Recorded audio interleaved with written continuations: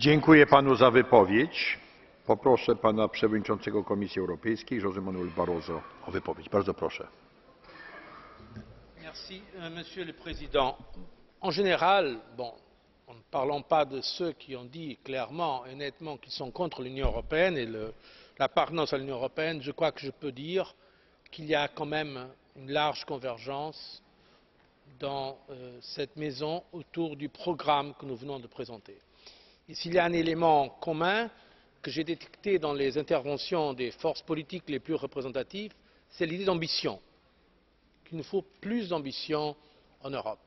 Et à cet égard, je veux retenir quelques idées qui ont été exposées, avec lesquelles d'ailleurs je suis particulièrement d'accord. Notre ami M. Zahler a parlé du besoin d'éviter effectivement le modèle des plans quinquennal, du plan quinquennal du régime communiste. C'est pourquoi précisément nous voulons garder cette flexibilité. C'est important, cette flexibilité, pour nous adapter à un environnement qui change. En même temps que je veux clarifier encore une fois, en répondant à M. Zahler mais aussi à M. Swoboda, qu'ils ont raison lorsqu'ils demandent plus d'action en termes économiques et financiers de la part de l'Union et quand ils signalent les résistances qu'il y a eu des États membres, par exemple, à un rôle accru de la Commission en matière de monitoring des comptes publics nationaux. Nous avons présenté, la première commission que j'ai eu l'honneur de présider, un règlement précis pour donner plus de pouvoir d'audit à l'Eurostat. Cela a été refusé par certains États membres qui ne voulaient pas que la Commission puisse remplir ce rôle.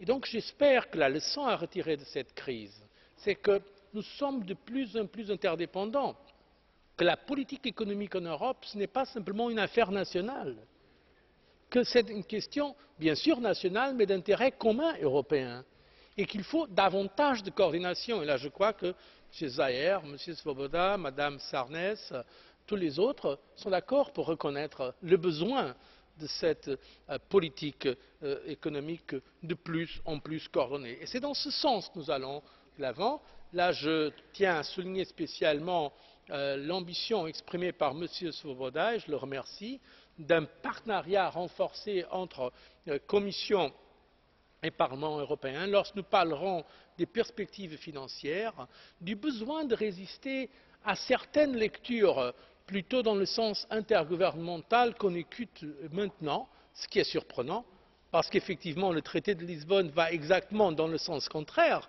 de renforcer davantage la dimension européenne.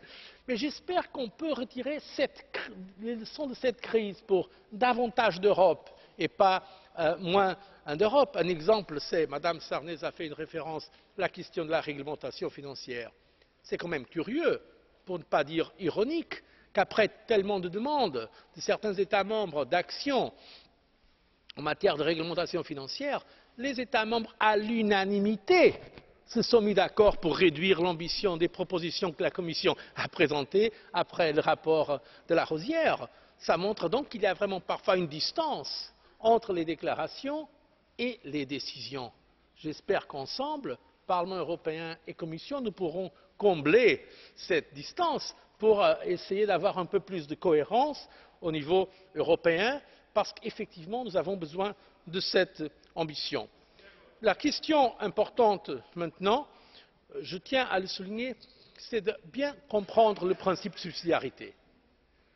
Je suis pour la subsidiarité. Là, je tiens aussi à montrer mon accord, M. Kirkhope, avec cette idée de subsidiarité. Mais il faut bien entendre subsidiarité. Subsidiarité, c'est décider quel est le meilleur niveau pour décider. Cette crise du trafic aérien, c'est quand même curieux ce qui se passe.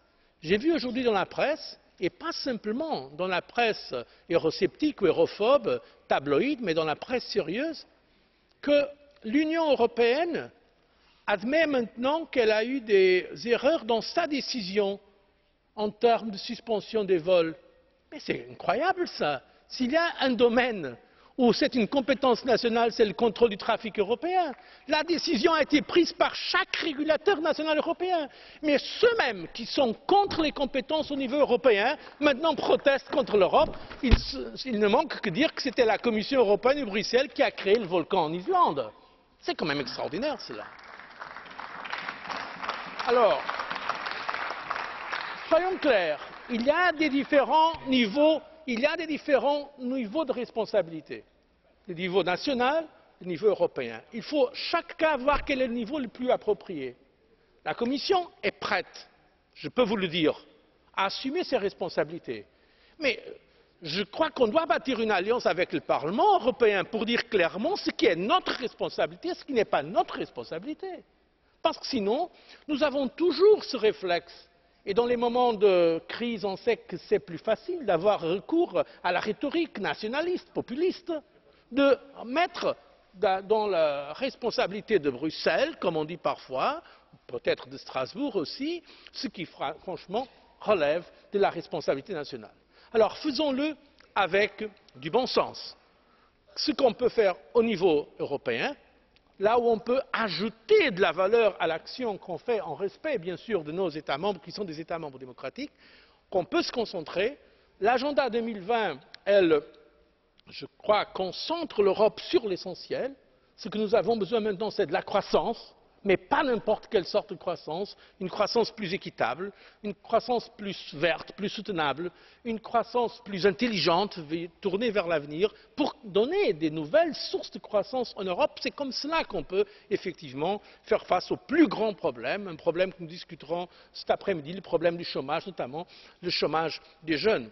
Et c'est là qu'effectivement il nous faut faire cette alliance entre les institutions communautaires, aussi en travaillant honnêtement et loyalement avec nos États membres pour rendre des résultats concrets à nos citoyens. Je crois que là, nous avons une bonne base pour le travail des années à venir et après ce débat, je me sens, et je crois que tous mes collègues se sentent encouragés pour vos mots d'appui et dans certains cas, vos mots d'exigence. Nous essayerons d'être à la hauteur de la tâche que vous nous confiez. Merci, Monsieur le Président.